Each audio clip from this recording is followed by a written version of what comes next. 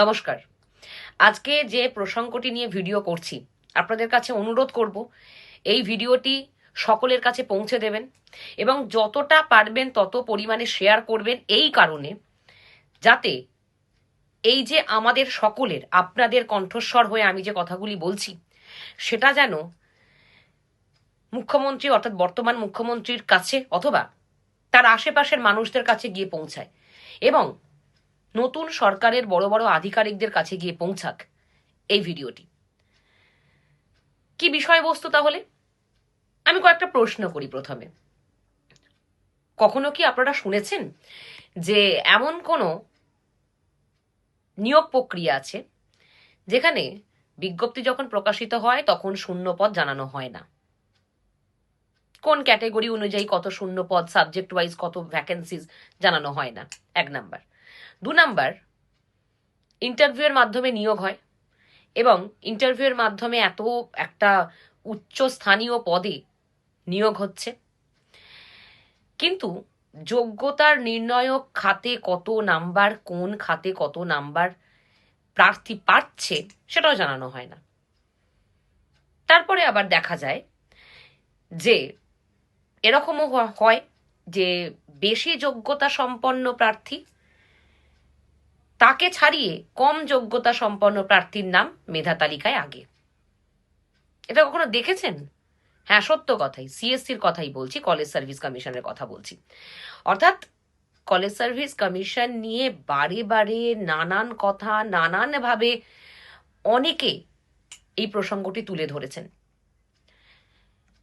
সব থেকে বড় সমস্যা হচ্ছে কোন খাতে কত নাম্বার পাচ্ছে এই তালিকা কেন প্রকাশ করা হয় না? যে প্রার্থী যে নাম্বার পাচ্ছে সেটা কেন প্রকাশিত হবে না? একাডেমিক স্কোর আছে, ইন্টারভিউ ডেমনস্ট্রেশন মিলিয়ে 40 নাম্বার রাখা হয়। মানে এতদিন পর্যন্ত আছে, অবশ্য নতুন সরকার যদি পরিবর্তন করে তো খুব ভালো, কারণ দুর্নীতি করার পথ প্রশস্ত করার জন্যই এই যে ইন্টারভিউয়ে 40 নম্বর রাখা হয়। আর ইন্টারভিউয়ে 40 নম্বর রাখা হয় কিন্তু এই স্তরের একটি নিয়োগ যেটা শুধুমাত্র ইন্টারভিউয়ের মাধ্যমে হয়, সেখানে কোনো রকম রেকর্ড করা হয় না, অর্থাৎ অডিও ভিজুয়াল রেকর্ড সেখানে হয় না। কেন হবে না? একটা অধ্যাপক নিয়োগ মুখের কথা তো নয়, সব থেকে উচ্চস্থানীয় পদ, এবং 2018-তে এই নিয়ে প্রচুর সমালোচনা হয়েছে।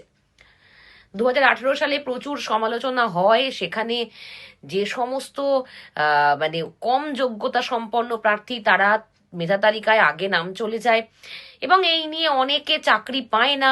সুতরাং তারপরে এই যে দুর্নীতি হয়েছে তাই নিয়ে হাইকোর্টে মামলা দাখিল হয় এবং তখনও বিচারপতি অমৃতা সিনহা তিনি নির্দেশ দেন 30শে জুলাইয়ের মধ্যে এই যে মেরিট তালিকা এবং এই যে যোগ্যতার নির্ণায়ক খাতে কি কত নাম্বার সে তালিকা প্রকাশ করতে।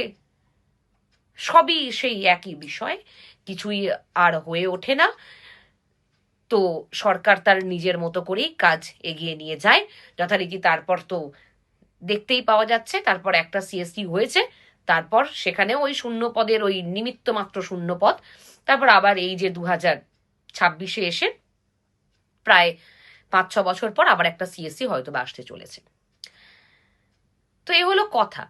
এখন বিষয় হচ্ছে যে সকলের দাবি এটা হওয়া উচিত যে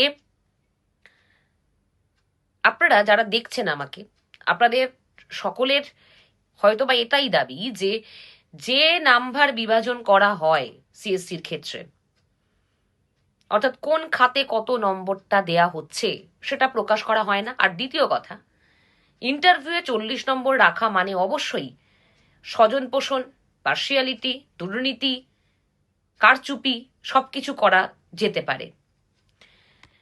যেহেতু পরীক্ষা হচ্ছে না, শুধু ইন্টারভিউয়ের মাধ্যমে, কে কার প্রিয় সে তো বোঝা যাচ্ছে না।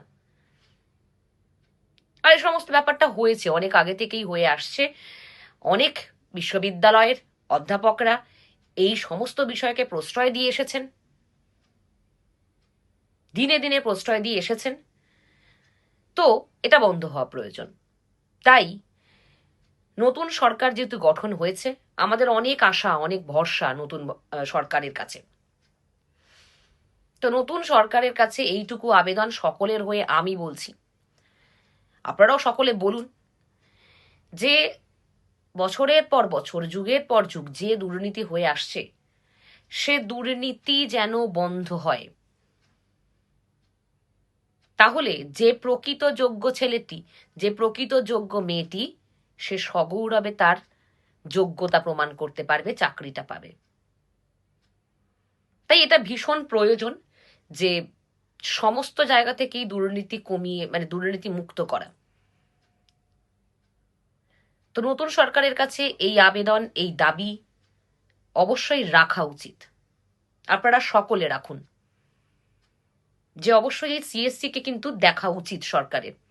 সিএসসির যে জালিয়াতি কতখানি, সেটা তার কাছে এসএসসিও দয়াদ্র। এসএসসি লজ্জা পাবে সিএসসির এই জালিয়াতির কাছে। তো সেটা যেন সরকার পর্যন্ত পৌঁছে যায়। পরিবর্তন হয়েছে, কিন্তু তার সঙ্গে সঙ্গে সাধারণ মানুষকে জাগতে হবে, তবে সে পরিবর্তনটা ভালোর দিকে যাবে। তাই প্রথম দিন থেকেই হাল ধরা উচিত। সাধারণ মানুষ, জনগণ যেমন সরকার পরিবর্তন করেছে, তাহলে সরকারকে সুযোগ দেওয়া যখন হয়েছে, তাহলে জনগণের কথা শুনতে হবে, জনগণের দাবি রাখতে হবে। তো সেটা যেন সরকার পর্যন্ত পৌঁছে যায়, বা ওই জায়গা পর্যন্ত পৌঁছে যায়, তার জন্য অবশ্যই ভিডিওটা শেয়ার করবেন। আপনাদের সকলের ভালোর জন্য, ভবিষ্যৎ সুষ্ঠুভাবে আলোর দিকে যাওয়ার জন্য এই কথাগুলি আমি বলছি। ভালো থাকবেন, অনেক ধন্যবাদ।